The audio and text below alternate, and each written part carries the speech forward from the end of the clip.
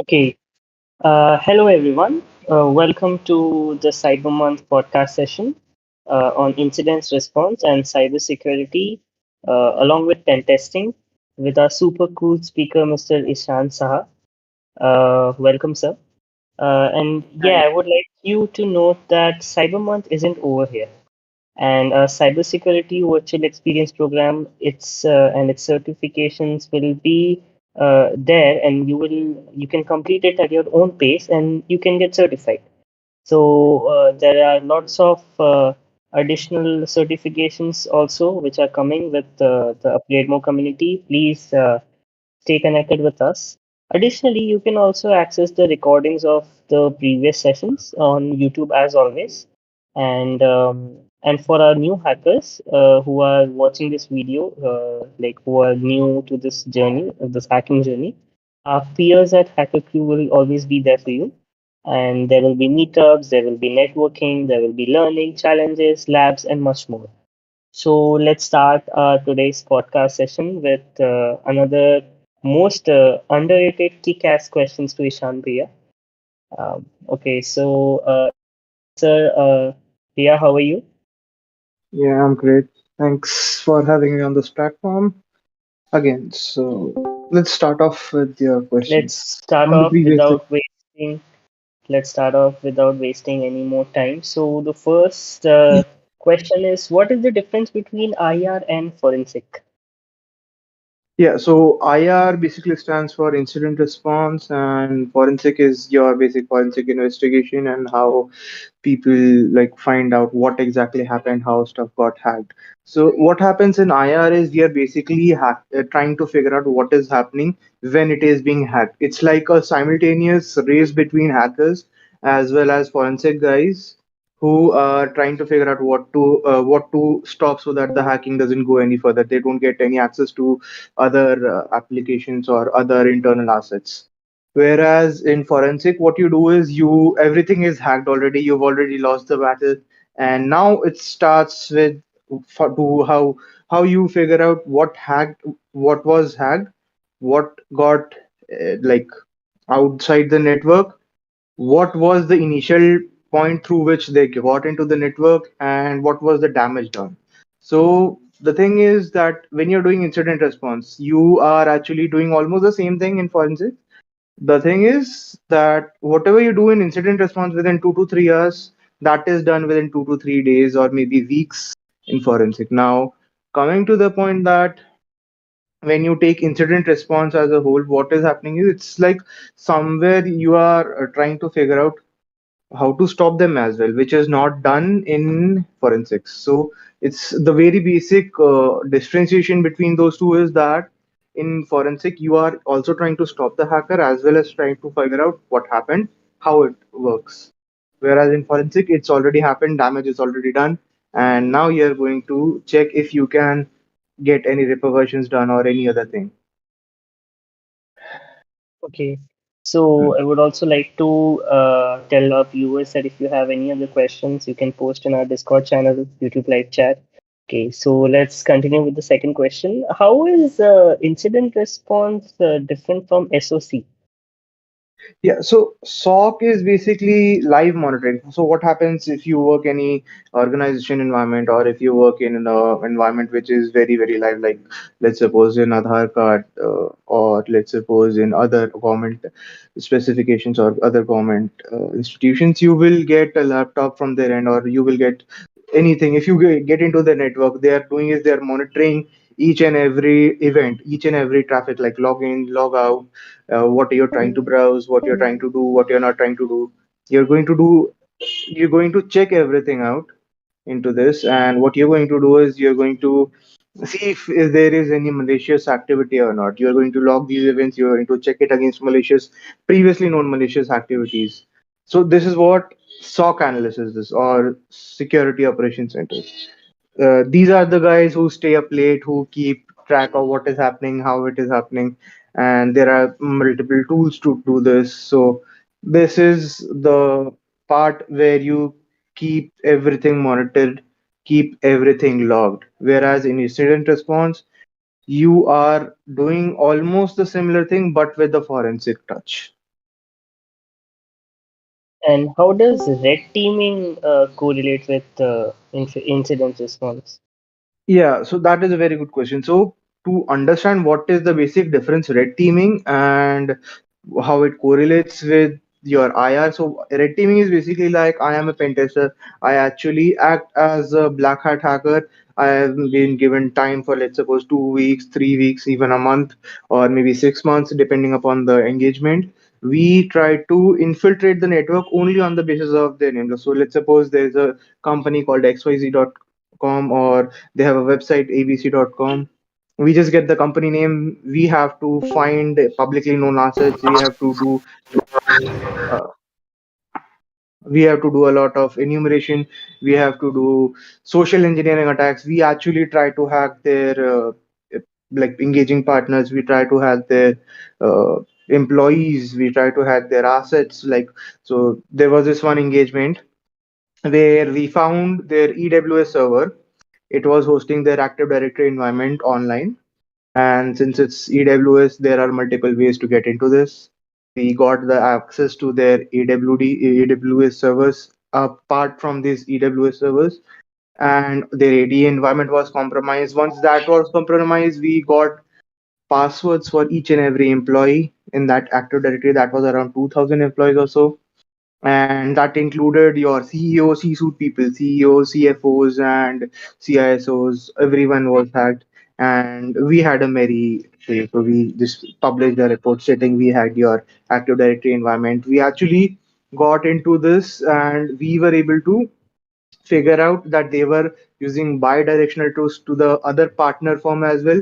So we were able to also infiltrate their network as well as their partners network, and we were able to do a lot of damage. So we do not exactly do damage in red teaming. We basically show this, yes, we can do damage. Like if there was a real black hat and this was a real situation, the hacker might have had access to your entire organization for a very very long time without being detected at all.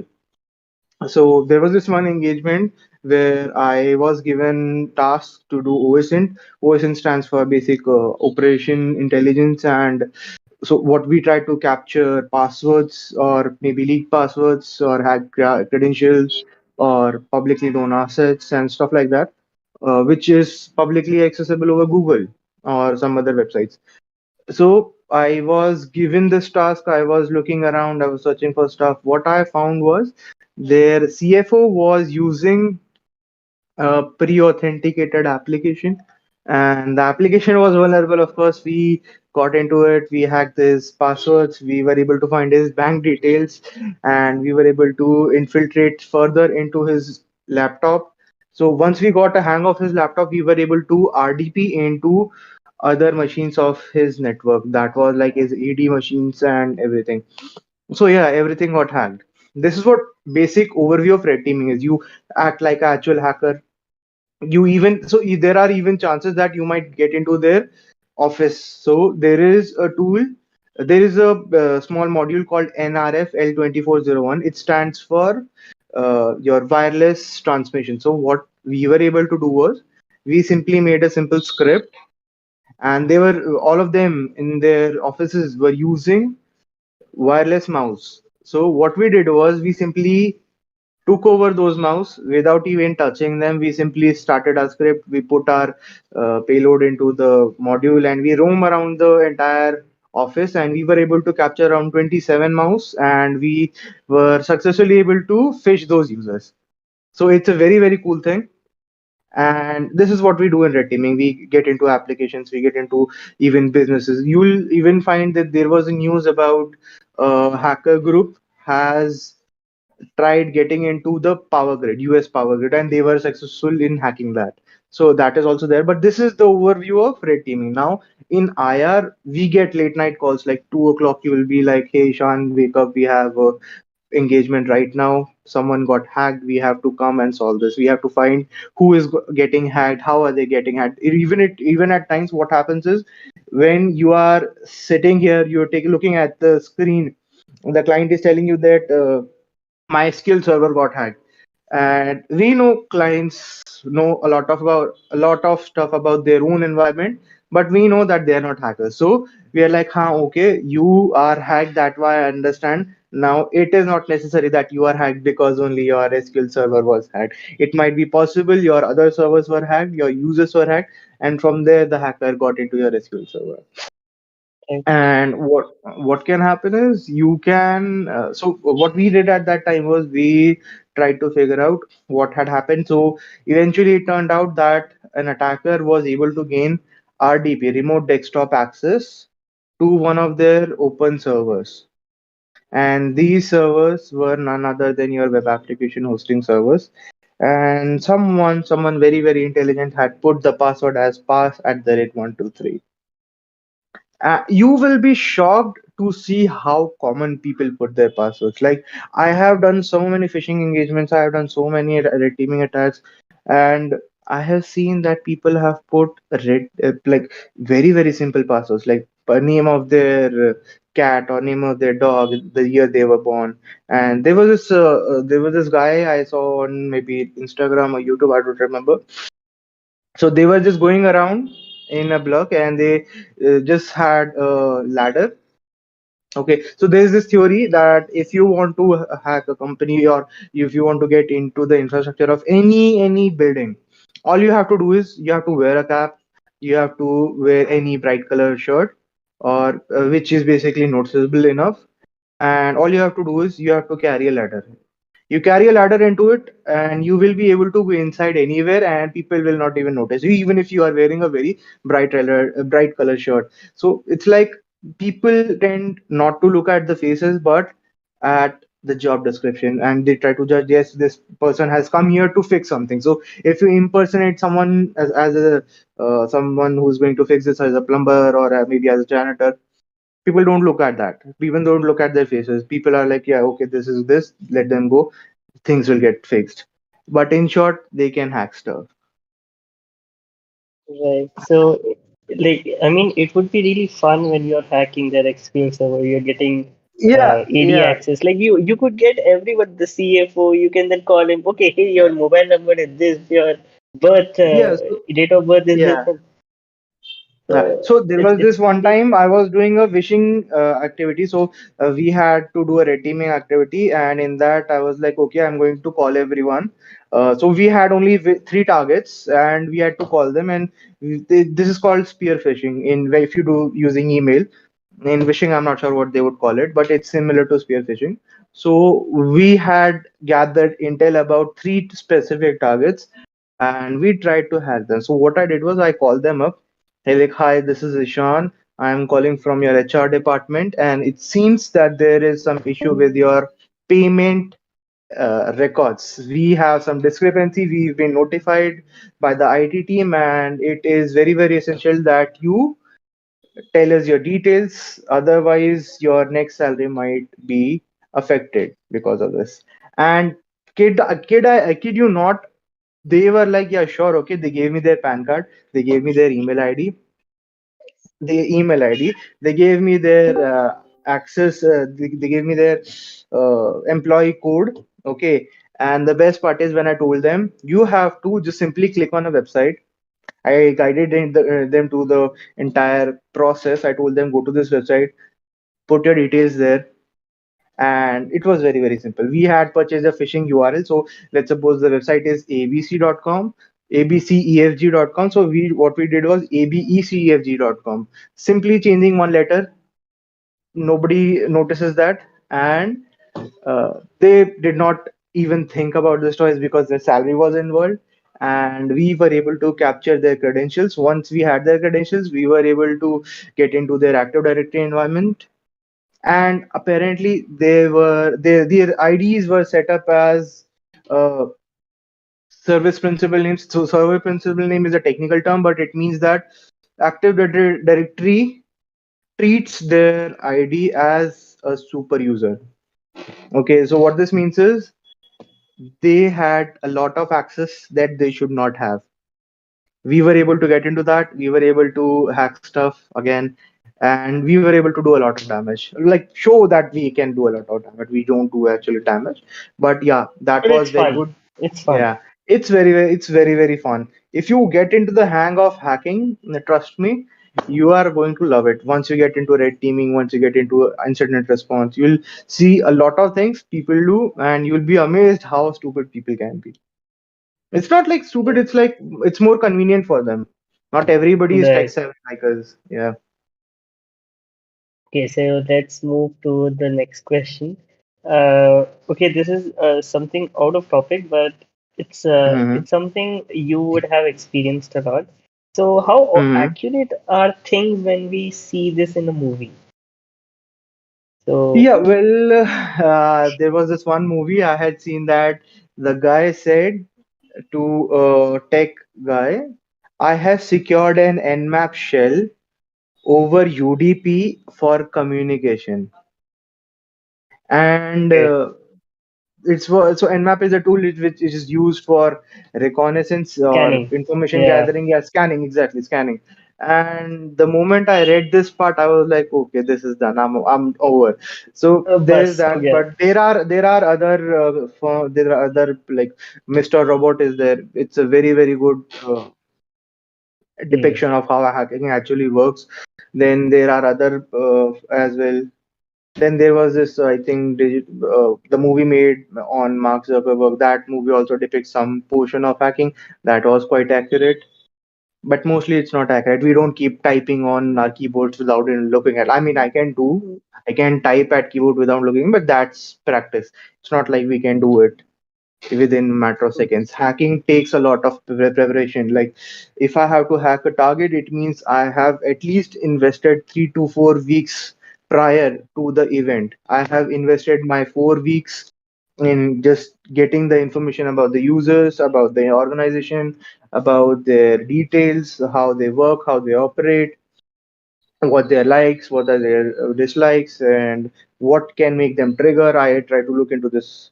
So it's cool, it's fun until unless you really get into it, you find that there is a lot of preparation needed. Like for any operation on a human being, you need to prepare for a lot of things, right? Similarly, this is like an operation, a security operation for organization or maybe a network or infrastructure. So it's similar to that. Okay, so what should a normal guy or a non-geek person deal with? Like, how can he deal with hacking attacks? That is a very good question. So if you are a normal person and you are getting hacked, 80% chances are it is someone you already know. Like these are real percentage, like these are real statistics. 80% of the time it's someone you already know, or maybe you did something you shouldn't have done. Maybe you visited some site that you shouldn't have done. You maybe downloaded something, some executable, some software, some crack softwares you might have downloaded. I had this one friend, Anish, and he was a very good guy. He was like he is a very good guy. He is like an engineer. He has done computer science engineering. And what he did was he downloaded a crack software from torrent. What that did is he got infected by ransomware. So his phone got infected, his machine got infected, his sister's laptop got infected. They had a lot of photos, they had a lot of memories with that. Everything was gone. Ransomware And means all once it gone. is encrypted, yeah, once it is encrypted, either you pay ransom or you remove it. Even if you pay the ransom, you are not, it's not entirely sure that you will 100% is get nothing. those back. Maybe Yeah, he yeah. can run away And with the money. exactly. So he was like, dude, what do I do? I'm like, so fuck, like anything. I was like, dude, you cannot do anything. You should have thought of this beforehand. If you're downloading some sort of unsolicited software from an unknown source, better be careful. Like, And still, even I download software. I play a lot of cracked games, which I should technically should not, but I do play a lot of cracked games. I do download a lot of stuff. Like a lot of my tools are cracked, and we still do it. so, I mean, if there is a ransomware, you cannot. So why can't you install a previous backup or a shadow backup and then So that it's is there? like, so there is this one meme. What happens is one guy talks to another guy, IT guy. He's like, dude, we are hacked by ransomware. Why can't we put the backup? So what can we do? The other guy says, put the backup. And the first guy says, I cannot do that. The other guy asks why. So the first guy says because the backup was also on that server. So even the backup is hacked. So it's like you have to keep multiple backups of things in different locations. Now, not many of us can afford to have big servers, two, three servers, or two, three backups. But yeah, important files, important documents, those can be, I'm sure, every much has this much. I think common sense to keep backup of all their electronic documents in some other safe place as well. It would be suggested to keep them on cloud, but again, clouds or like other document storing places like Dropbox, they can also get hacked. So it's not like everything is secure. It's not like everything is vulnerable. It's like there is one slight chance everything can get hacked. There is one slight chance nothing can get as long as someone notices it's hacked. It's like that. So keep multiple backups on multiple places. Otherwise, you will not be able to return to the previous version. That's it. Okay, so are there any softwares which, I mean, if there is a non-geek guy, he wants regular Mhm. backups and he wants that. Uh, Yeah, so what you can do is, so there are softwares for this. You can simply Google like recovery softwares, or not even recovery softwares, like data backup softwares. You take up a backup in another drive. So I personally keep a hard disk SSD, actually 500 GB SSD I have, and I keep backup for a lot of documents that I have, a lot of my previous engagement documents, or a lot of my reports are there. So I keep a backup of those in my hard disk so that even if something happens, I can always go back to a previous version. Or even though I am using a Mac, so I'm pretty much safe. Hacking Mac is not difficult. It's Better it's not than easy Windows. also, but again, Mac do not get hacked that often. It's like Windows are the prime target because 80% of the market is Windows. So hackers, even I personally made a few viruses. Those were only Windows-based machines. Right. Yeah. Okay, so can we actually track any hacker? Is that possible? Yeah, it is possible to track a hacker as long as the hacker is stupid. So there are Okay, all so whatever you are doing, there are logs. People will find it. A good forensic investigator, a good incident response guy, they will find it. And so it all turns down to how much power you have. It's like so I'll tell you this.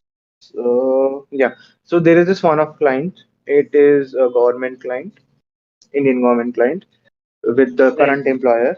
Okay. right. They have a lot of power. Literally, they have a lot of power. So what they do is they got hacked. Some of the server was getting attacked. What they did was they simply tracked the server down. They find out the logs. They found artifacts supporting that yes, this was hacked by such and such person. And what they did was they simply so when you talk about getting tracked, what happens is you have a IP. Let's suppose I have IP XYZ. Okay. Now this IP is at this particular timestamp. Now my internet service provider keeps a track of what IP I have. So I live in the area of Chhatarpur, let's suppose, and everyone in Chhatarpur will have the same public IP. Now what they do is they once they get their public IP, they they publish a court notice. They publish this court notice towards the internet service provider to share the IP details of this specific IP on this specific time period or this specific timestamp, and they get the details of the person who was actually using that specific IP.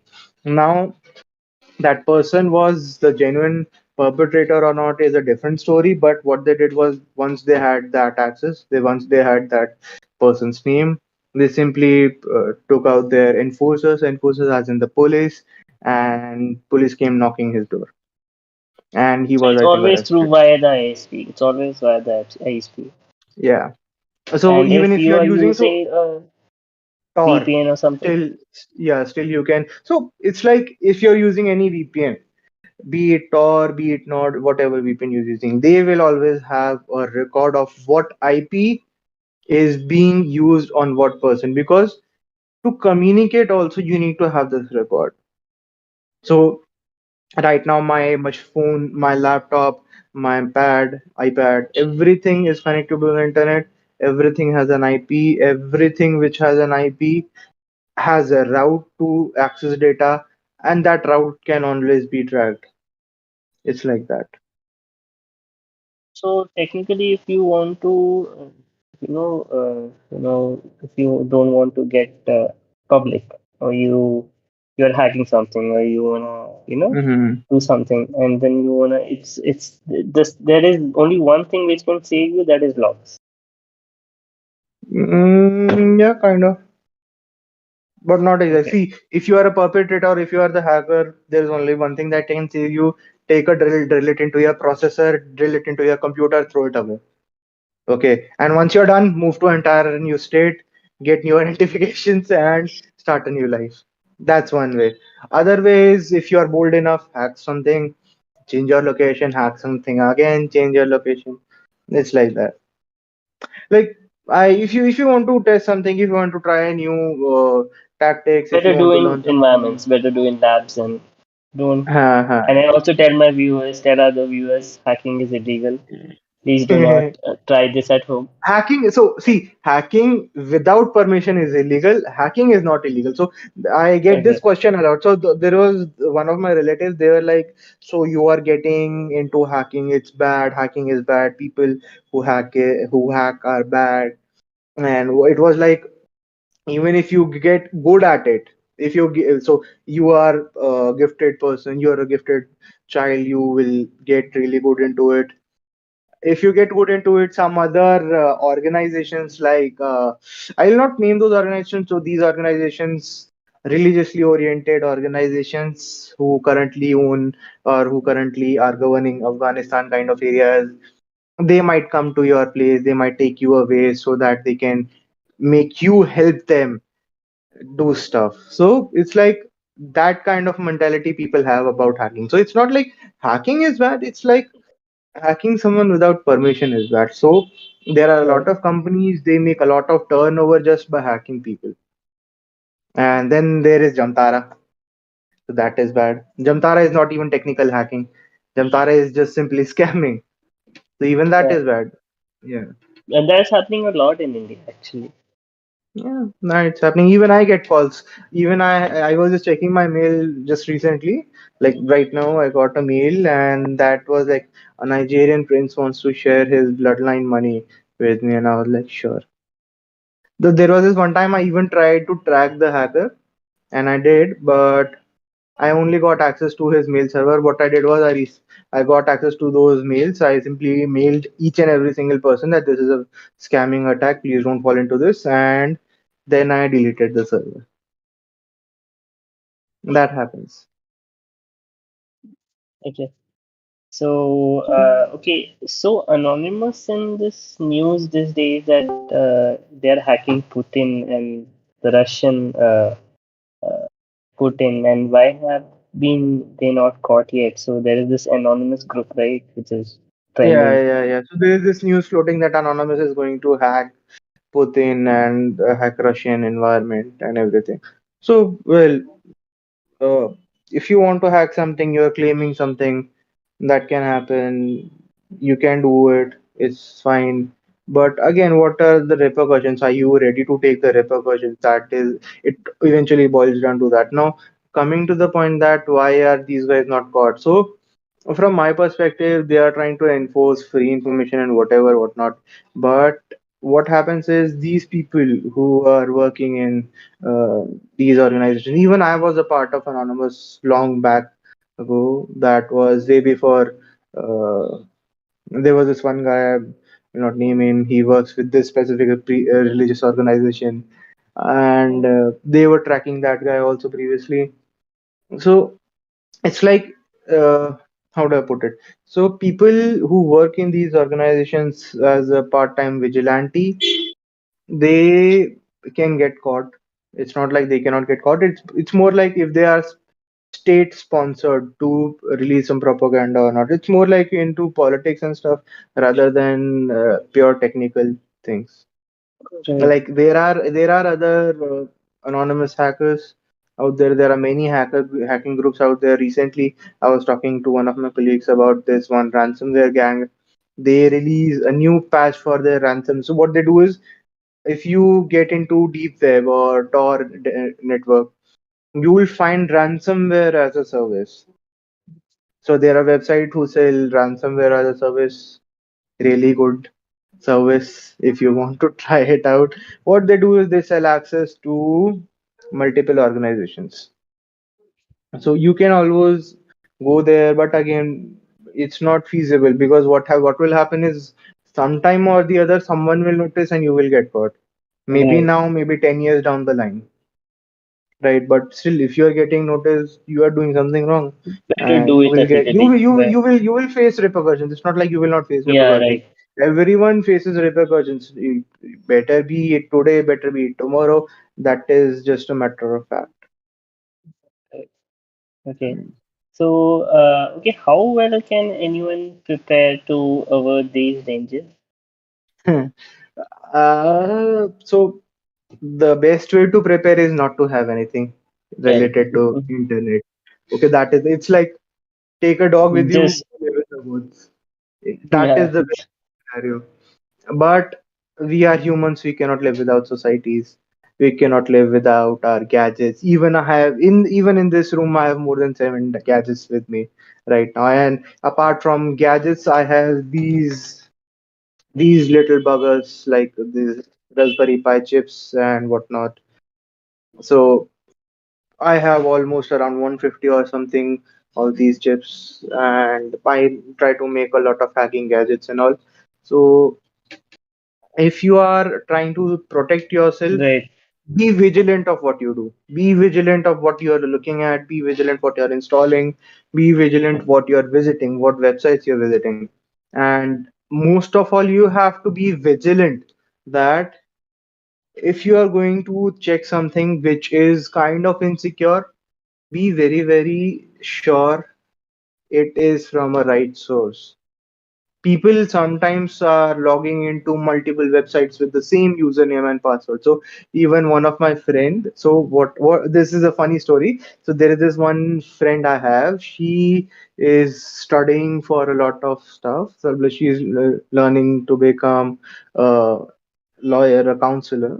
So what happens is, I was just talking about her. That was early days when I was trying to build a new malware, and I showed her this malware. She was like, "Yeah, sure." I just simply ran it into her PC, and I found quite a few passwords, all with the similar what how to shoot all with the similar kind of structure. And using that structure, I was able to identify what her phone password would be, what her email password would be, the email that is being used in her phone, that password. And I told her, see, this is this, your Twitter password is this, your Facebook password might be similar to this, your Instagram password might be similar to this. She was like, if you know this, do not tell me, because so she is also kind of paranoid. So when I told her, even if you're using incognito browser, you are getting tracked still. Everything you look into your incognito browser, that there is always a history of that. Okay, so in DNS flushes, you'll see those details, whatever you're looking at better be good things. And so I told her this. She was a bit paranoid. She was like, "At least let me have a fake sense of security. Do not tell me all of this stuff." So it's like, if you want to prepare for something, never use same password or same password strategy for different accounts. Use password managers, trusted password managers. You will be spending a few bucks, but I think it is worth the spend. And look for backup services, data backup services. Look for cloud backup services. If you are paying what, $20 a month in Google for what, 100 GBs of data backup, I think that is a good catch. Okay, so I think that would be pretty much it for today's podcast. And thank you, Ishan, Priya, and you. Like, so our vulnerable app, our one app will be live by today. And you will get the notification of a third and virtual task of the cybersecurity virtual experience program. And okay, and I would also like to tell the viewers that please complete all your final task and all the tasks which are pending. And yes, stay connected with Upgrade More. Ishan Bhaiya, any final words for the new hackers and Do not do anything stupid. If you want to hack something, hack Pakistani websites or Bangladeshi websites. Do not do not go for Indian websites. Even if you go for Indian websites, make sure that you are certain that nobody is going to look at the logs of those websites. Even like I'll tell you the story. I used to study in Guru Nanak Public School, and when I was out there hacking, I just simply, for some reason, I got turned towards that school's website, and I saw the website was vulnerable to SQL injection. I was able to find out the login password for that specific website. I logged into the portal, the admin portal of this website. I found a lot of things like I can publish a new record. I can do a lot of things in the website. I can do almost anything in that website. I also found all the teachers' contact numbers, which is not usually given. And then I went to my school. I told the principal, so me and the principal were in good talking terms back then. I told the principal and the IT teacher that this is happening with your website. They were like, yeah, so what? We are getting hacked. Nobody's going to hack us because nobody knows us. So this is a very, very bad mindset. You should not have a mindset like this. And even if you are a hacker, do not have a mindset like this. Even there was a time even when what I used to do was, so there's a platform called Hack the Box. It gives out VPN. What I did was I used to scan my other networks for other hackers.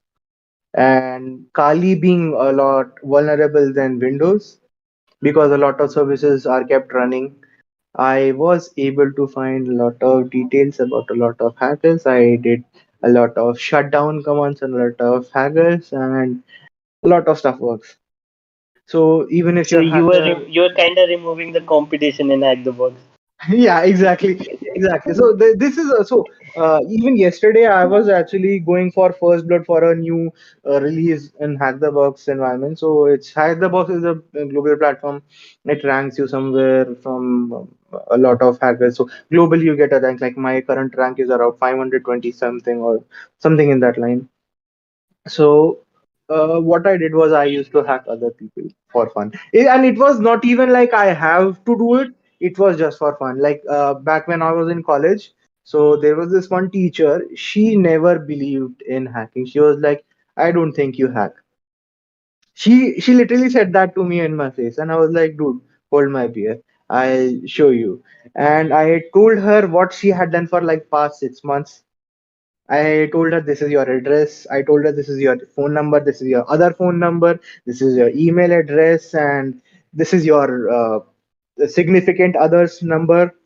This is your significant other's photo. And she was like, "Okay, this is enough. I don't want to argue anymore." And I told her this. These are the marks that you obtained in your PG, in your grad, in your PhD, in your MPhil, and this is the university that you were attending when you were doing your PhD. So yeah, I was able to find a lot of details. I did a lot of coincidence back then. So when I was finding a lot of these details, it was solely just for fun because it's fun when you try to find new ways you try to find someone's information online. It's like a lot of things are kept publicly. When you find them, it's like you're trying to find you are trying to dig hidden artifacts or hidden gems. It's like online hidden gems that you're trying to find it. So even I did this for someone I already know. So when you're trying to prepare yourself for hacking, 80% of the time it's someone you already know. Right. So Was it like if we started doing, how would you recommend hack the box with other CTF? Just practice that. So, Hack the Box and other CTFs are actually CTFs. It's not real world life.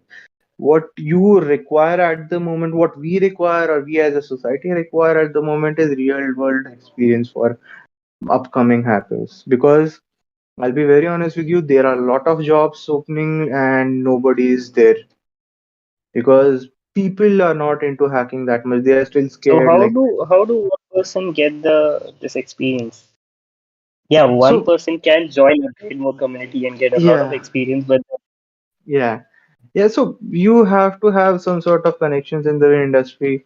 You reach out to people you know, maybe you reach out to other people and you get into some company you start working on. Maybe you can start with Bug Bounty. Bug Bounty is a very, very open platform through which you can gain a lot of experience, you can gain a lot of fame. And even I've seen people who don't work at all, they just do Bug Bounty for what, like 4 or 5 hours in a week and they get by. So that is there also. Like there are a lot of possibilities out there in hacking, and you just have to tap into it. You just have to see. Hacking is for those who like to break down stuff into simpler parts and try to manipulate each and every single part on their own terms. Hacking is for those. So if you have that kind of a mindset, do it. Come into hacking. okay, guys, I think that would be the end of today's podcast session with Mr. Ishan Bia.